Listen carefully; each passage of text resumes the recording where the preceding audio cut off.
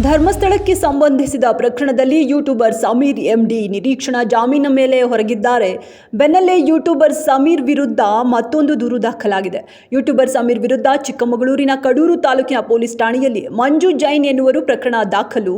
ಧರ್ಮಸ್ಥಳದ ಬಗ್ಗೆ ಅಪಪ್ರಚಾರ ಮಾಡಿ ನಮ್ಮ ಭಾವನೆಗೆ ಧಕ್ಕೆ ತಂದಿದ್ದಾರೆ, ಹೀಗಾಗಿ ಅವರ ಮೇಲೆ ಕಾನೂನು ಕ್ರಮ ಕೈಗೊಳ್ಳುವಂತೆ ದೂರು. ಒಂದಿಲ್ಲೊಂದು ನಿರ್ಲಕ್ಷ್ಯದಿಂದಾಗಿ ಬಿಎಂಟಿಸಿ ಬಸ್ಗಳಿಗೆ ಅಮಾಯಕರು ಬಲಿಯಾಗ್ತಿದ್ದಾರೆ. ಕಳೆದ ಒಂದು ವಾರದಲ್ಲಿ 4 ಜನರು ಮೃತಪಟ್ಟರೆ ಎಲೆಕ್ಟ್ರಿಕ್ ಬಸ್ಗಳಿಂದಲೇ ಅತಿ ಹೆಚ್ಚು ಅಪಘಾತಗಳು ಸಂಭವಿಸಿದ್ದು 15 ತಿಂಗಳಲ್ಲಿ 18 ಜನರು ಬಲಿಯಾಗಿದ್ದಾರೆ. ಚಾಲಕರ ಅತಿ ವೇಗ ಮತ್ತು ನಿರ್ಲಕ್ಷ್ಯದ ಚಾಲನೆ ಕಾರಣವೆಂಬ ಆರೋಪ.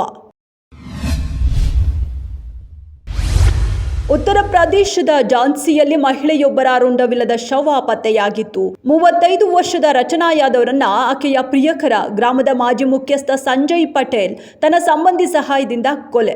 ಮದುವೆಯಾಗುವಂತೆ ಒತ್ತಡ. ವಿವಾಹಿತನಾಗಿದ್ದ ಸಂಜಯ್ಗೆ 2 ಮಕ್ಕಳಿದ್ರು, ಹಾಗಾಗಿ ಆತ ನಿರಾಕರಿಸಿದ್ದ. ಮರ ಏರಿ ಗರುಡ ಗೇಟ್ಗೆ ನುಗ್ಗಿದ ವ್ಯಕ್ತಿ. ಬೆಳಗಿನ ಜಾವ ಹೊಸ ಸಂಸತ್ತು ಭವನದಲ್ಲಿ ಭಾರೀ ಭದ್ರತಾ ವೈಫಲ್ಯ. ವ್ಯಕ್ತಿಯೊಬ್ಬರು ಮರದ ಸಹಾಯದಿಂದ ರೈಲು ಭವನದ ಗೋಡೆ ಹಾರಿ ಹೊಸ ಸಂಸತ್ತು ಭವನದ ಗರುಡ ಗೇಟ್ ತಲುಪಿದ್ದನು. ಭದ್ರತಾ ಅಧಿಕಾರಿಗಳು ಅಕ್ರಮವಾಗಿ ನುಗ್ಗಿದ ವ್ಯಕ್ತಿನ ಬಂಧಿಸಿದ್ದಾರೆ.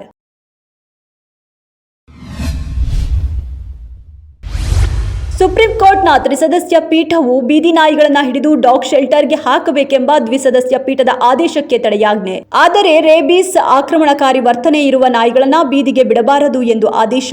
ಹಿಡಿದಿರುವ ಬೀದಿ ನಾಯಿಗಳಿಗೆ ಸಂತಾನಹರಣ ಶಸ್ತ್ರಚಿಕಿತ್ಸೆ ನಡೆಸಿ ಆಯಾ ಪ್ರದೇಶಕ್ಕೆ ಮತ್ತೆ ವಾಪಸ್ ಬಿಡಬೇಕೆಂದು ಆದೇಶ ನೀಡಿದೆ. ಆಗಸ್ಟ್ 11ರ ಆದೇಶವನ್ನ ಈಗ ಮಾರ್ಪಡಿಸಲಾಗಿದೆ. ಇದು ಶ್ವಾನಪ್ರಿಯರ ಹೋರಾಟಕ್ಕೆ ಸಿಕ್ಕ ಜಯ.